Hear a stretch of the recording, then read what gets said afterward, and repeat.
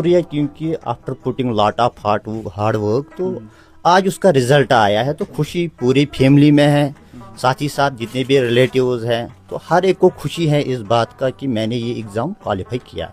तो everyone was expecting कि ये कुछ अच्छा करने वाला है, मगर पहले तो मैंने ऑलरेडी JKSSB का एग्ज़ाम क्वालिफाई किया, तो उसके बाद मैंने ये जर्नी स्टार्ट की। तो आज अल्हम्दुलिल्लाह 34th प्लेस पे मेरा नाम है, जो JKPSC assistant director planning and monitoring का एग्ज़ाम था।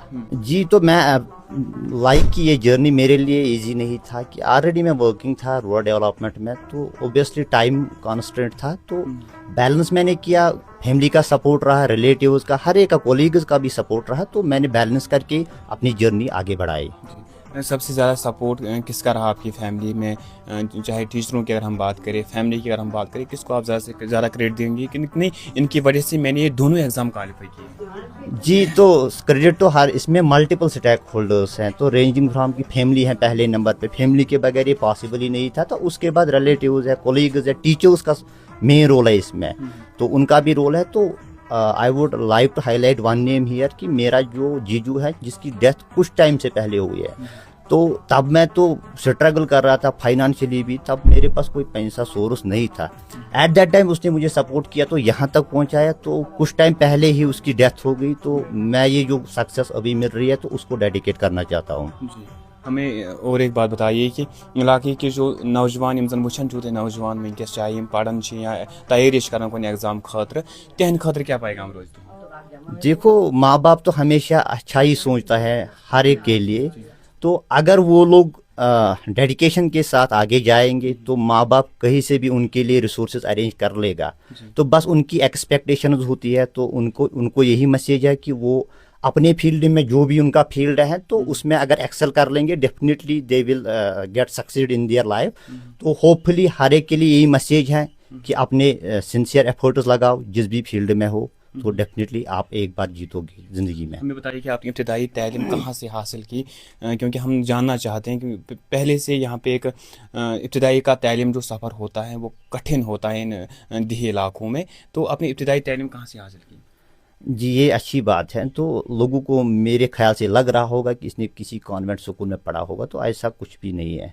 तो मैंने अपनी जो बेसिक प्राइमरी एजुकेशन अपने ही गाँव में स्टार्ट की थी, गवर्नमेंट स्कूल में 5th तक मैंने वहाँ पर पढ़ा। तो उसके बाद मैंने जर्नी स्टार्ट की हायर सेकेंडरी स्कूल शांगस, तो वहाँ से मैंने मेडिकल में, नॉन मेडिकल में 10+2 किया। तो 12th के बाद मैंने ह्यूमैनिटीज़ ली है, जिसमें मेन जो सब्जेक्ट था मेरा इकोनॉमिक्स। तो मैंने GDC बॉयज़ अनंतनाग में ग्रेजुएशन की। उसके बाद मैंने 2016 to 18 यूनिवर्सिटी ऑफ कश्मीर में MA इकोनॉमिक्स में किया। तो इकोनॉमिक्स पढ़ने के बाद ही मैंने नेशनल एलिजिबिलिटी टेस्ट भी क्वालिफाई किया। उसके बाद स्टेट का एक एलिजिबिलिटी टेस्ट होता है सेट, जिसको हम बोलते हैं कॉमन पार्लमेंस में, वो भी मेरा क्लियर हो गया। तो धीरे धीरे करके फिर मैंने KS के लिए मैं पढ़ रहा था ड्यूरिंग माई PG डिग्री। तो आल्दो मैंने 2-4 मेन्स उसमें भी लिखे हैं, तो कम मार्जिन से मेरा छूट गया। तो लेटर ऑन मैंने 2021 में JKSSB असिस्टेंट अकाउंट का एग्ज़ाम, असिस्टेंट अकाउंट पंचायत का एग्ज़ाम क्वालिफाई किया। तो presently working in rural development as account assistant. तो ड्यूरिंग दिस पीरियड तो मैंने साथ ही साथ assistant director planning and monitoring की भी प्रेपरेशन की थी।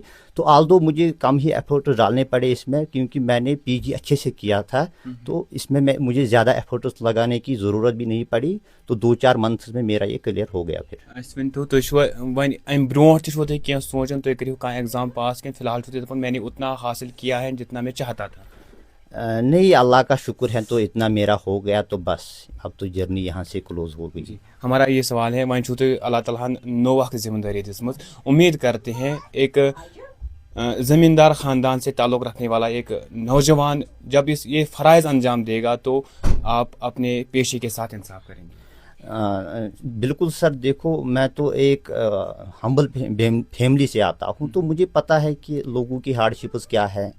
तो ओबियसली जिस भी फील्ड में, जिस भी डिस्ट्रिक्ट में काम करने का मौका मिलेगा, तो हमेशा आवाम के लिए सॉफ्ट कॉर्नर ही रहेगा।